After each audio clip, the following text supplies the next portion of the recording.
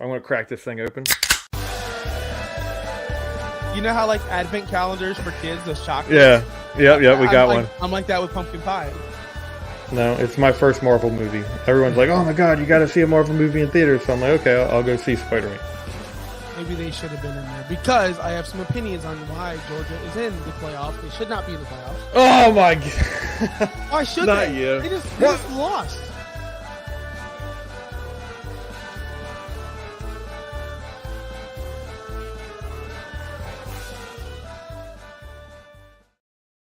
Welcome to the Beer and Sports Podcast. I am Josh Wingate, Josh Wingate 302, and Kimmel over here, Josh Kimmel US. How's it going, buddy?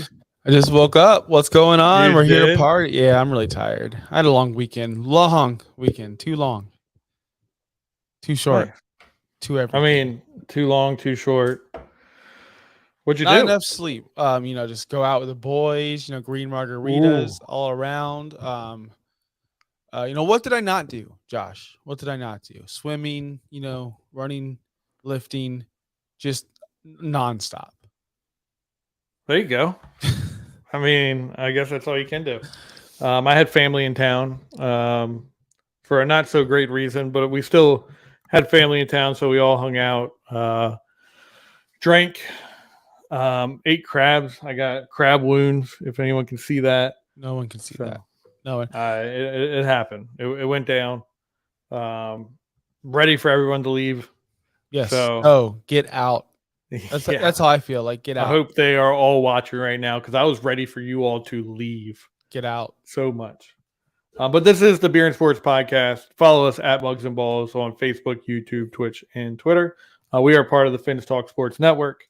Again, follow them on Facebook, YouTube, Twitch, and Twitter. So, yeah. I'm drinking a Pabst Blue Ribbon in honor of my wife's Nana. This was her favorite beer. So I am going to drink that. Hey, I like that beer only in certain settings. I went out and with the boys. I'm drinking I'm drinking iced tea. Okay. Iced tea, not sweet tea. Okay. Not unsweet tea. Okay. This is what you just call tea. It doesn't have any flavors.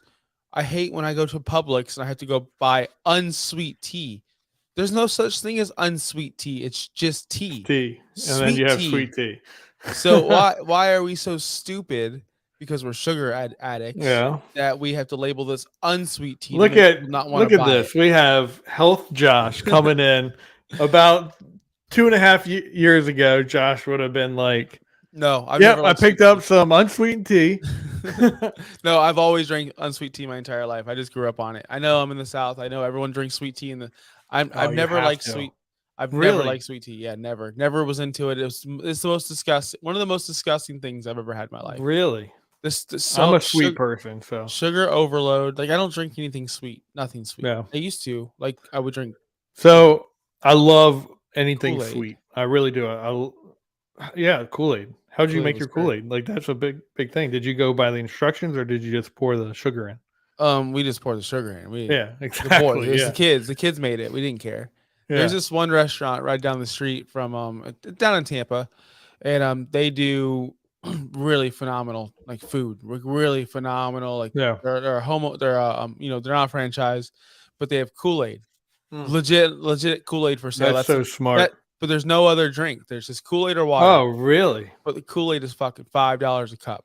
Oh, it's one of those spots. So they paid for all the Kool-Aid in just one cup of it. You have to get the Kool-Aid if you go, and it's not like free refills. It's literally every cup you get is $5. I never really ate there. I just pick it up and go. Okay, and it's that would be impressive if people actually went with that and just got cup after cup after cup. I don't think it's possible to charge people $5 a cup.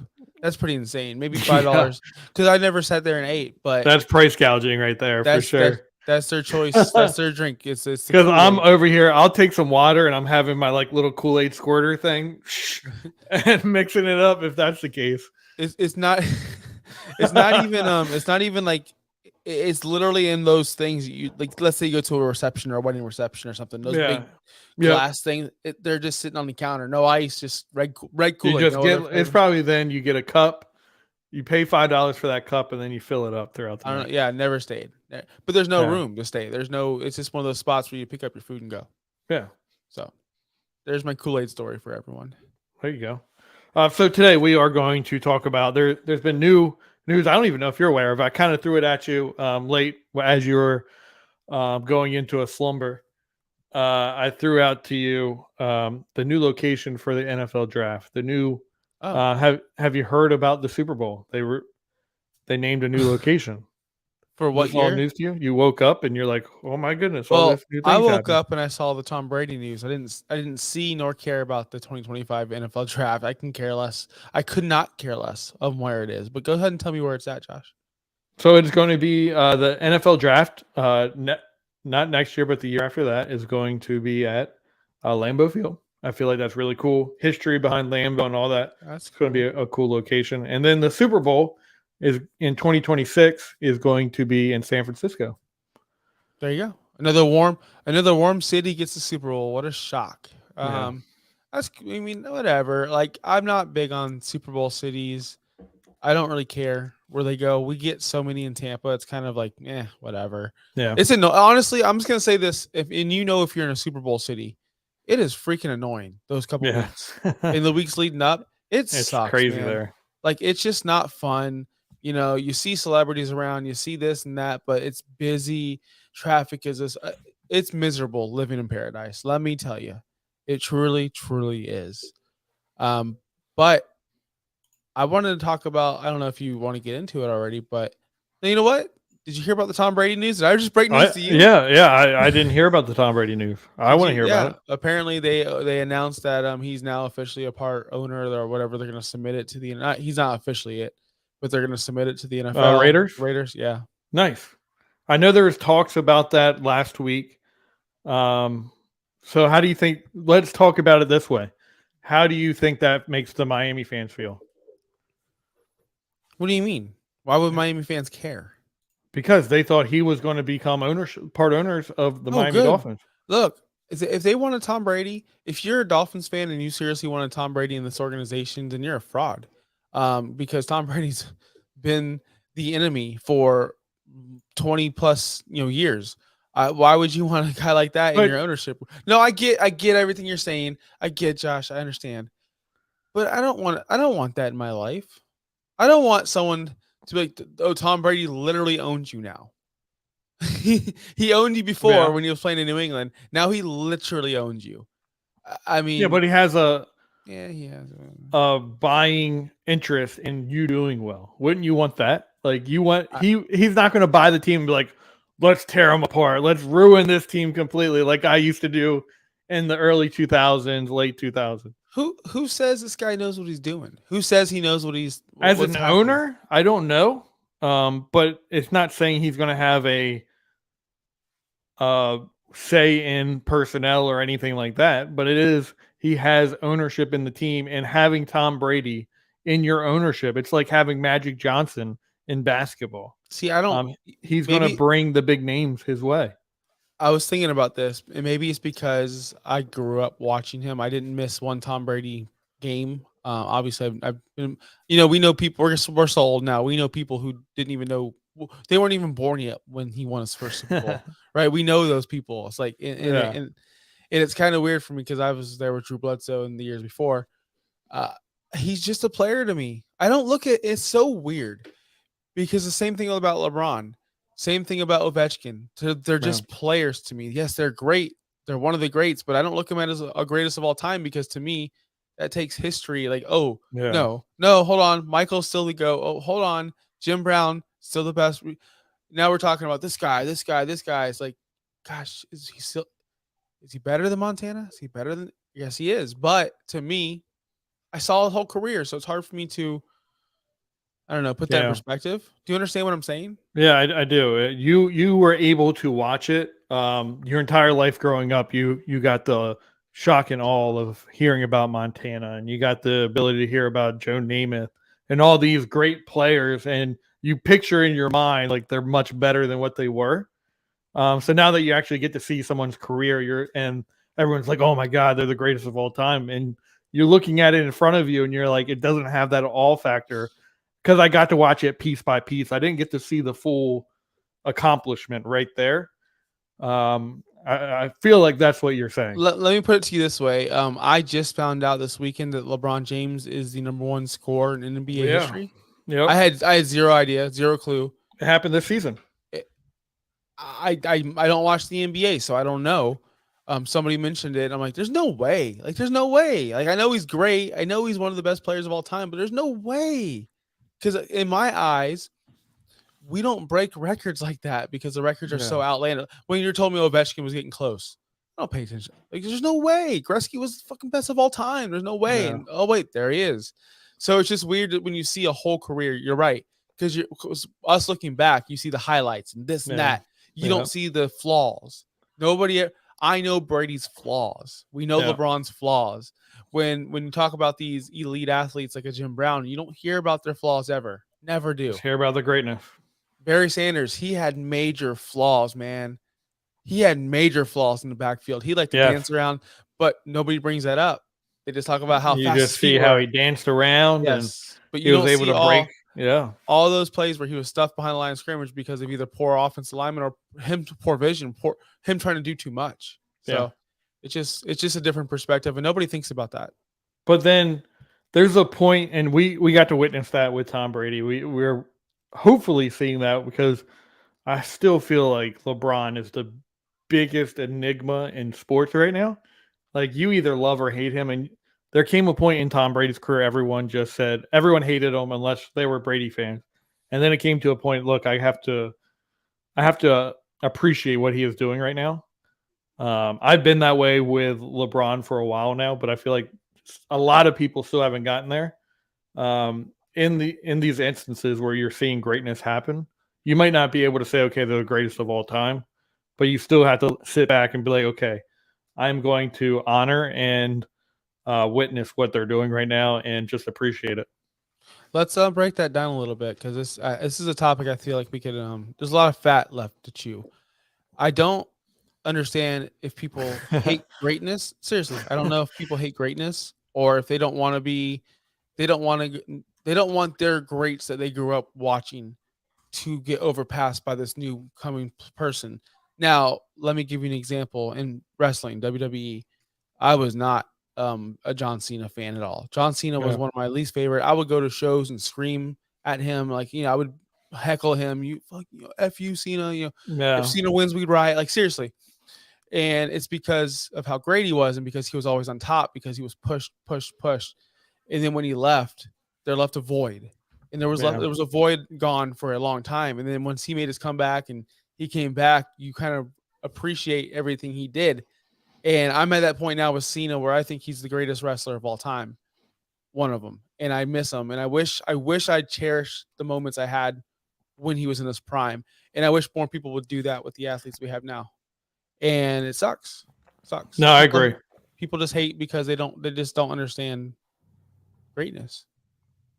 And so you have two different aspects of that. So, and we saw that within our football and our quarterbacks of the same era. Peyton Manning could do no wrong. Peyton Manning, from the get-go, because of who he was just honored and appreciated, and he's the greatest of all time. And then you have this lonely Tom Brady come in and just win championship after championship after championship, and people just absolutely hated him. And then the little brother comes in, and people absolutely hate Eli Manning, but he goes and wins 2 championships. And then Tom Brady or Peyton Manning is just, he's a rookie quarterback, and they're already chiseling him into the Mount Rushmore of football. So you kind of get that. How would you feel if you were to rank Tom Brady, Peyton Manning? Where would you put the two? It's very difficult, man. I used to be in the camp of Tom Brady's a system quarterback. He most of his Super Bowls were not due to him; they were due to his players around him. But it was his intelligence that led him to multiple Super Bowls. It wasn't, I'm going to sound stupid and say it wasn't talent. It was obviously talent, but he'll tell you himself. I mean, I read his book. I read the TB12. I read everything cover to cover. He'll tell you though, he wasn't the greatest athlete. He was not. He was never the greatest athlete on his team. And he had to work super hard to get to where he was. but he was kind of in a system that led him to win Yeah. easily. Easily. All he had to do, I remember his first Super Bowl against the Rams, the very last drive, people praised Brady. All he did was check it down to Keith Falk. It was like Falk, Falk, Falk. And it's like, okay. And then you look at the comeback against the Atlanta Falcons, dump down to James White, James White, James White. It wasn't Brady. Edelman making an amazing catch from a bad throw. Brady's been very fortunate, very Yes. fortunate. Whereas Peyton Manning had to make plays happen. He had to get it done. I would think Peyton Manning is the third best quarterback of all time in my eyes, Okay. and I have him above Brady. Whew. Yeah, that's hard. So, would Joe Montana be your number one? No, Ooh. I know it's not Aaron Rodgers. I I know can't. you are not about to say Aaron Rodgers. The best quarterback of all time. Oh, The I best, know the you are best, not about the to say Aaron best, Rodgers. the best quarterback of all time that I saw play football was Aaron Rodgers. And Oh my I'm goodness. not even joking. And I'm not being funny. I'm not trying to be hilarious. Nobody when I look back at people's careers, the way we look at it as we just spoke, as we look at the highlights, we look at the amazing plays. Every highlight you'll see of Tom Brady is an amazing play someone else made because he made a bad pass. Or he never had to scramble around. He never had to make a play. He never had to break a tackle. He never had to be like Eli in the pocket. Well, you He can't ne- take that away from him. but He still had that pocket awareness. He still had to get the ball out in time. He had to play in a where rhythm he for never him had to to be get, he good. never gave me the LOA helicopter. He never gave me the Eli Manning scramble out of the pocket. He never gave me the Aaron Rodgers scramble out of the pocket, run off your back foot, throw a freaking dime, 80 yards on the field to Jared Cook. He's never done anything to go, wow, look at the play he just made. Patrick Mahomes makes more of those plays in one season than Tom Brady has his entire career. Because he was never forced in that situation to do it. And if every time he was pressured or anytime that it was some adversity, he would fold. He would 1000% fold. See, I see what you're saying, but you're making him less because he doesn't have this talent of running the Dave, football or running around. Dave missed Um, the conversation. 28-3 is nothing. You're right. It was nothing. All he was doing was dumping it down to James White. He but wasn't the doing anything most special. annoying thing, in my opinion, from a quarterback is someone that stays in the pocket and just literally picks apart your defense. Throwing it to his guys are making plays, and that's what Tom Brady did. He was accurate. He had really good timing, and he had the intangibles of a quarterback to get them to a championship. I really do feel like he got them through to those Super Bowls. I feel like he was a big part of that. And to say he wasn't is absolutely crazy. Of course, he was a big part of it, but he wasn't when Aaron Rodgers. No one is the deciding factor. If you say Aaron Rodgers was the deciding factor to a Super Bowl, Mahomes is the X factor to that Kansas City team. He is the guy. He will go down as the most talented quarterback of all time and the best. He will eventually. yeah, I agree. Mahomes will. He's just absolutely unreal. Luckiest guy ever. Look, he was the look. I'm not saying he was the luckiest guy ever. I'm just saying he never show me the highlight reel because there won't be any. But you don't have to be the most athletic. You don't have to be the strongest arm. You don't have to be the most accurate to be the greatest of all time. Every player has a play attached to them. Tom Brady does not. I can't think of one. Neither can you. I mean, I can think of a season where he threw the most touchdowns to a single receiver, and you could say, "Oh my God, he had Randy Moss," but yeah, no one else did that with Randy Moss. No one else had been able to accomplish that with Randy Moss. That's 1000% true. I was actually watching highlights the other day. They had for some reason my gym put on every Tom Brady touchdown in a loop, and I swear I couldn't believe it. My gym had a loop of just Tom Brady touchdowns, and they did it by season, so they did the Moss season. God, Moss was special that year. Moss was so special that year. I was looking at all those touchdown catches. Dave, Moss I know is great. I can't believe I would ever think Terrell Owens is a better receiver than him. Moss is so unbelievable.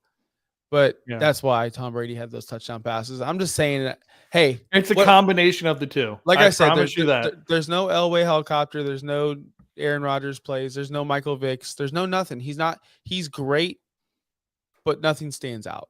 And that's who he was. That's his entire career. See, I would have to disagree with that. I like what I said. You don't have to be the greatest at every individual standpoint to be the greatest of all time. You just have to put everything together and make everything work to then become the greatest of all time. So going back to the Peyton Manning argument, or not argument, but comparison, can you say the same thing about Peyton Manning? I remember multiple plays on Peyton Manning's side, and he was, if you want to say, a better offensive leader. I couldn't tell you a single Peyton Manning play that off the top of my head that stood him out. Not one. Not one? No, not one Peyton Manning throw that was just like, oh my God, you did that, and it was unreal. There's more. There's so many I can't even count. Really? I'm gonna send you the highlight reel after we get off. Well, tell me one. Tell me one off the top of your head. I'll tell you one. Okay. The time he threw it to Reggie Wayne down the field, and Reggie Wayne caught it and scored a touchdown. Well, that was Reggie Wayne. Reggie Wayne did that. I don't know. I just can't like Randy Moss did all those touchdowns. I can't think of one right now. Yeah, exactly. But I could think of almost everyone else. But you're right, Peyton Manning. But to me, I'm gonna always think of like Omaha, him changing shit up, him doing all that stuff. That was his ability. He was a mentalist of the game. He changed the game before the snap, pre-snap. He was changing the game, and then because he didn't have the strongest arm. He wasn't the most accurate quarterback. He couldn't run around. I mean, the one play that stands out to me was Peyton Manning took the ball on the goal line against the Cowboys and ran it in for a touchdown because no one expected him to do that. Yeah, I remember that play. Yeah. So it was awesome. That is what sticks out to my mind is he is someone that just pre-snap is just changing the game there. And I also don't like how he's a traitor, how he only supports the Broncos. He doesn't only support the Broncos. Dude, come on. If you see him in public, he's always wearing Broncos colors or he's always supporting the Broncos. He's never associated with the Colts. Never. It's so annoying. It really is truly annoying. How could you play for a team that long and just not acknowledge them? And you're just a Bronco for life. Yeah. Ridiculous. What a fraud. So we said that about Peyton Manning. I know we had a whole other agenda for the show, but I feel like this is a really good topic that we brought up out of nowhere. My acknowledgement for Peyton Manning would be, or not Peyton Manning, Tom Brady would be, he knew his timing. He knew where his receivers were going to be, and he was just able to facilitate the ball to his weapons. And he did that at an elite ability. I mean, when you have the gameplay taped from practice, it's pretty easy to do that. I'm just saying. So now you are just spitting out this haterade. I didn't want. No, you I didn't want still have to have that timing down. Like you can have all the game up. You have to have all that game tape ahead of time. Great. You still have to have the timing and be able to read the defense to where the defender is. And he did that really, really well at the greatest of all time level. He just wanted to win more than anyone else. Anyone could do that. Tim Tebow wanted to win more than anyone else. But he didn't. No, he didn't. You know why? Do you know why Tim Tebow didn't want to win? Why? Because he wouldn't accept his role as a role player. He thought he was a superstar. He thought he was bigger than the team. He thought he was bigger than the NFL. As a quarterback, he felt like he was a quarterback. If he felt like, but if he truly wanted the team to win, he would have accepted his role, which his role was as a backup or go play another position, go be Taysom Hill, help out the team. But he was a selfish prick, and he decided that he was bigger than the world. He was bigger than the NFL, he was bigger than the Broncos, bigger than anyone. Tim Tebow is a selfish player. Bottom line, period. I'm not saying he's not, but he is I'm going to win more than anyone. And he felt like he was a quarterback. Because if you come out of that college career, are you going to say you're not a quarterback? If maybe one of the greatest college quarterbacks of all time. Yeah, by far. Dave, it's funny that he brought up the Bucs went from trash to Super Bowl. And yeah, they did not 1 year. It took 2 years to get to the Super Bowl. But it's funny. I was talking to my buddy. He has the season tickets for the Bucs, and I'm like, hey, you still got them season tickets? He's like, yeah, because they locked us into that 2-year contract, and he wants out so bad. They won't let him out. And it's gonna be a lot. It's gonna be a lot of Bucs fans trying to get out of that contract. It's gonna be a bad year in Tampa. And I thought that was true too. They won. I thought it was their second year. First year. Oh, really? First? For reals? And then they didn't go back that second year.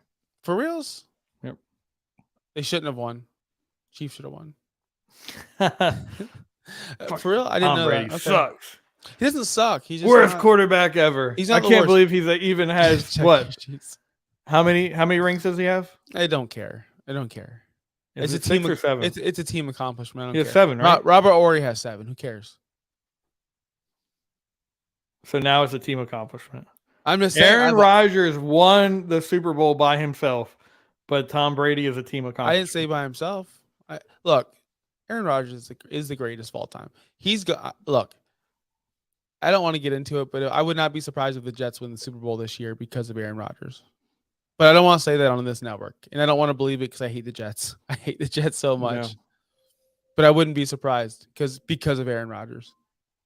No, I think Aaron Rodgers is really good, but you cannot compare. And I agree, it's a team accomplishment. But Aaron Rodgers has had some really, really good teams, and he wasn't able to put them over the top to make it to another Super Bowl, to win another Super Bowl. I don't know.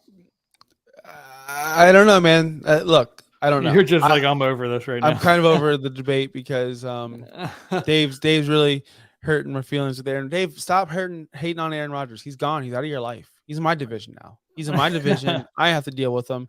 And when we play him, I'll just, I'll love him. I'll love him the same. I'm not going to hate on Aaron Rodgers ever. You'll never hear me hate on Aaron Rodgers. He's my goat. So you came to me and you were like, okay, we have this Heat championship going on right now. Oh yeah. And the Florida they're kind of underdog. I said Florida Panthers and the Heat. Yeah, and I was about to say the Heat, Florida Panthers too. All right. So yeah, and the Florida Panthers are going in, and we are a part of a Miami network. So we want to play into that a little bit. Underdogs going on. Are they in the championship right now? Who? Florida Panthers? No. That's not until like July, right? No, they're about to be there. They're in the conference. They just won in overtime. I believe they're up 2-0. And I think they play tonight, actually. I think they're playing right now. But I'm watching the Rays. The Heat are unreal right now, just dominating. I don't know about the NBA. I have zero idea what's happening in the NBA. Well, you came to me about the Miami Heat, so you have some kind of an idea. Well, I know that I saw somewhere that they're both 8 seeds, the Florida Panthers and the Heat, and they're both underdog stories. So this brought me like, what's your favorite underdog sports team or year or? They don't have to win the ship. They don't have to win the championship. They're just like a good story that like it's going to be so lame in my opinion for me because it's going to be the Phillies last year. Well, there's so many. Because let me bring up the iconic ones. The 1980 U.S. Olympic hockey team. Yeah. What? That was just a basic one. Everyone talks about it. Well, that's a Russia. Classic underdog. It's a classic underdog. It's not even the championship game. A lot of people don't know that. Yeah. There was the Giants on the road Warriors in the playoffs to beat the Patriots, right? Yep. That was the year they were the 6th seed, I believe. The Cardinals, they made a good run. But my favorite is in baseball, actually, and it's close to home. So I'm glad you brought that up. It's the 2008 Tampa Bay Devil Rays, or Rays, their first season as the Rays. Against the Phillies? Yeah, they were against the Phillies. Now, this team was not supposed to be good. They just got rid of the Devil Rays. This was their first season, no devil. The whole gimmick that whole offseason was the Rays got exercised. We exercised our demons. We're Joe Madden's in town. We don't know who this guy is. Let's just go all the way. Who's Diggs BTW? What's up, Diggs? Diggs is not my goat. Dave knows that. I wonder if that is Stephon Diggs. Or is it Trayvon Diggs? I don't know. There's 2 Diggs now. Trayvon Diggs. That right there is Trayvon Diggs. How's it going, Diggs? Trayvon Diggs, by the way, I just want to say he shut down Justin Jefferson. And I only know that because I got into an argument with Davey. Davey's my boy, but he thinks Jamar Chase is a better football player than Justin Jefferson. And I had to show him the stats and the facts of reality that Justin Jefferson's the greatest of all time. But then he showed me that even Trayvon Diggs shut him down. What do you mean even Trayvon Diggs shut him down? Well, Trayvon Diggs isn't really that good. He is good. He was basically shut down last year. He's good, yes, but he gave up a lot of yardage the year before. Because last year he buttoned it up. He didn't have as many picks last year, so he's basically more shut down. The year before he was going more after the ball and gave up a lot more plays. Last year he was shut down. Now we could see a mixture of the both with Stephon Gilmore next to him. So, yep. So I want to correct you on that. This 2008 team, this Rays team, they didn't win the World Series. They lost to the Phillies, your team. was one of the most depressing World Series of all time. I think I watched one game. I legit, because there were so many rain delays over here in the East Coast. I'm not staying up till midnight watching baseball. But that was a good team, man. So your Phillies last year, were they that underdogs? What? Yeah, Really? they were underdogs. The Phillies, how can you be an underdog with a $200 million payroll? Like, how? That's Because not they real came life, into Josh. the playoffs. Let's look. I think they were. I'm talking about, we're talking like Ted Lasso. They have no chance. This team was projected to be dead last. You can't tell me your team with a $200 million payroll was an underdog ever. The Rays payroll is like $50 million. It goes off of. And I get that. Yeah, 100%. They should have been well, but coming into the season, they weren't playing as hot. And then right at the end of the season, they just took off. And So that just means that they they're just weren't a good expected to team. go to the playoff or to the Super Bowl. They barely made the playoffs, and then they go to the World Series, and then they had just a lights out playoff experience, and then going into the World Series, it was a great experience for a team that you didn't expect to do much. That's like saying that if the Patriots barely get in when they were good, that was an underdog story. No, they were supposed to be No, there. They just sucked. but you can't say because you built this large roster and you spent a lot of money on this roster, and then they play down the entire season, and then just get hot at the end to barely make the playoffs, and then they go on to make the World Series. You can't say, "Oh, well, they had a $200 million.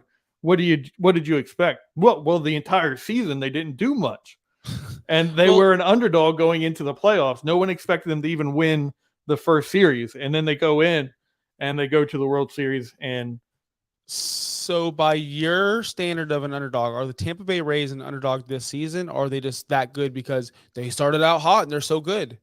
But no, they're an underdog because they're nobodies. No, They're a bunch of nobodies. if you come in and you're having the season that you are having right now, and you are proving that you are a contender throughout the entire season, then no, you are not an underdog. What are you There's talking? no way They came you're an into the underdog. season. They came into the season with low expectations of making Yeah, the playoffs. you come into the season with low expectations, and then you come into the season and you are just dominating each team that you play. You go on to win 13 straight games to start the season. That is not an underdog style of playing. But that's an underdog kind of story where this team had zero chance, and then all of a sudden they came out hot and they just took the season by storm. It happens all the time. I feel like an underdog story has to be so you're either up and down throughout the season, and so your underdog story is your team has to be one of the most loaded rosters of all team that are underachieving, and then you finally play up to your potential, and then you win. No, it's not necessarily that, but if your team was up and down, but if you come in beginning of the season and just start dominating, you're one of the best baseball teams in the league to start the season. Like, that is not an underdog story. Chiefs, underdogs. No. Why? They're up and down. Underdogs. They were up and down. Or did they come into the season, oh my God, their receivers aren't that great, so they're not going to be great. Their defense is questionable. But they came in and they still played Chiefs football. Trying to think of your theory of an underdog because it's not the same. It's like the Yankees. Oh yeah, they have $1 bajillion, but they're not playing well right now. They're not playing right now. So when the Yankees do come back throughout the entire year, they were down, not playing well the entire time, and then out of nowhere they went hot to make the playoffs, and then they continue that on to the playoffs. I feel like that is an underdog. If you are an 8 seed, why are the Heat an underdog right now? Why are you considering the Heat an underdog? I don't know. They have one of the best basketball players in the league right now with Jimmy Butler. What makes them an underdog? I don't know. In a league where one player can win you a championship, why is the Heat an underdog? I don't know. I don't know why they are because I don't watch the. I don't know who the fuck Jimmy Butler is. I don't know what a Jimmy Butler is, dude. I'm sorry. You do know what a Jimmy Butler is. No, I do not. I don't know what he looks like. I don't know who he is. Sorry. Who barely went into the hockey playoff? Florida Panthers. And then, so would Tampa Bay Lightning have been an underdog story this year? No, because they are Goliath, and they should have actually been in here right now, and they would be dominating Carolina, and they would be in the Stanley Cup Finals. Because once they got past Toronto, which they outplayed Toronto 5 out of those 6 games. I think you can have multiple different angles coming at an underdog, but I feel like if you come out hot and you throughout the entire season you stay hot, like the Seattle Mariners, the year that they got Ichiro and no one like you could always come into the Seattle Mariners as being an underdog story, but then they go on and win 20 games or something like that, 110 games. Like that's not going into the playoffs. That is not an underdog story. Do you think? So, for example, college football, USC, are they underdogs every year because they're never going to compete with the big boys in the SEC and Big Ten? No, Like because that's a Power 5 conference. I feel like, but they're never going to. And you're like the top dog. Like you're the top team of a Power 5 conference. So if you're a top team of a shitty conference, you're still good. I feel like an underdog story could be I feel like USC last year, yeah, they could have been considered an underdog. That's why I brought them up. Yeah, that's why I brought last year. But if you're going to say just point blank USC in general, I feel like it's harder for them to be an underdog. I feel like last year was harder for the Phillies to be an underdog because of their contract going into their season, their salary. But the way they played the season, it was okay. They're not the team. They're not going to do anything in the playoffs. Nothing's going to happen. Up underdog with underachieving. Yeah, they were no, but they were underachieving. You can use both words. They were underachieving throughout the season.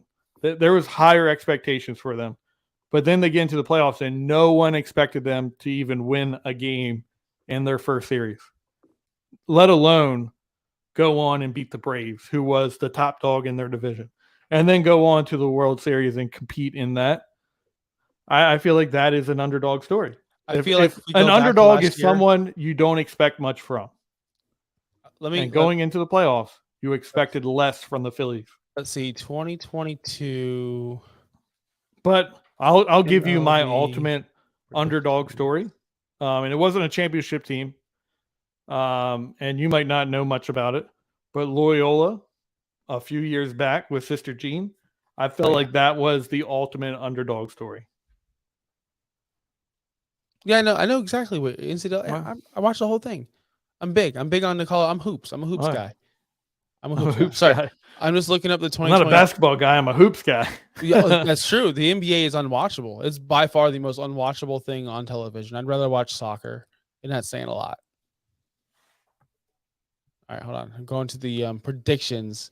Oh, they predicted the Braves to win the division last year, which you said that they're awesome. And then the wild cards, they're predicted to get. Oh, they weren't even predicted to make the playoffs. Okay, underdogs, Phillies. The Phillies had a big salary, but going in, they weren't expected to do much. I think the Mets were supposed to be above them. So they're supposed to be third in their division. Yep. Okay, you're right. Underdogs. So underdog Phillies, man, with that $200 bajillion payroll. Underdogs. You can have the biggest payroll in the world and still not have a great team. Who would have thought that the Phillies, the Eagles, the year that they had Vince Young, and they were, I forget what they called them. Nobody thought they were the dream team except for them. Nobody, not one person outside of Philadelphia thought. Oh, they were talking. The entire sports world was talking. The rest of the 49 other states were laughing because nobody thought that was a dream team. Not one person. Trust me, I promise you. You're in that bubble. Not one person was buying that shit. That was ridiculous. Vince Young, get the fuck out of here. Get the fuck out of here, Vince Young. What an idiot. But underdog, I like underdog games because they last those last in like we know the Appalachian states, we know you know the upsets whenever like Maria Sharapova won her first like major, like nobody thought that was like gonna happen. I know for a fact college is huge on that. Yeah, I know you're a college guy, so what's the best college besides Appalachian State? Like what's the best was it Oregon? Was it when Oregon did that trick play, or was it even Oregon that did that against Oklahoma? Are you talking about Auburn? BYU? Who the fuck was that? Who did the trick play in the BCS title or BCS playoffs or fucking bowl game? Are you thinking Boise about State? Auburn? Boise State. Okay. Boise State against Oklahoma. You don't remember that? But that was the best college. Kellen Moore. Ever. Yeah. Yeah. You're not impressed. No, I mean it was on the biggest stage. Everyone was watching. But Boise State was like top dog back then. They were? Yeah, Boise State was like legit back then. Oh, I thought they were underdogs. I think they went like undefeated that year, or potentially undefeated. They might have lost one game. And it's hard to have underdogs in the current playoff position of the college playoffs. Boring. College football sucks. But they're expanding it, so now you're going to be able to get those underdogs. You're going to be able to potentially get an 8 seed that goes in and beats the first seed. It's not as likely, but you're going to have those possibilities now, and you're going to get those underdog stories going through the playoff. I'm in underdogs. I hate. Actually, you know I love underdogs. I do love them. greatness though. I love when a team smashes, beats the hell out of. Like that's cool to watch too, especially when the Lightning were doing it. It was fun. Well, it lasted. Now the Rays are doing it. The Rays are smashing. Yeah. So you honestly feel like the Rays can be the underdog story of this season, but they can't be the underdog story of the playoffs. Yeah, they are, because once they get in the playoffs, they're not going to be favored, no matter what their record is. They're not, because they don't have the players. They don't have the players. No way. No way. If they go in this season to win 105 games, 110 games, they're going to be favored.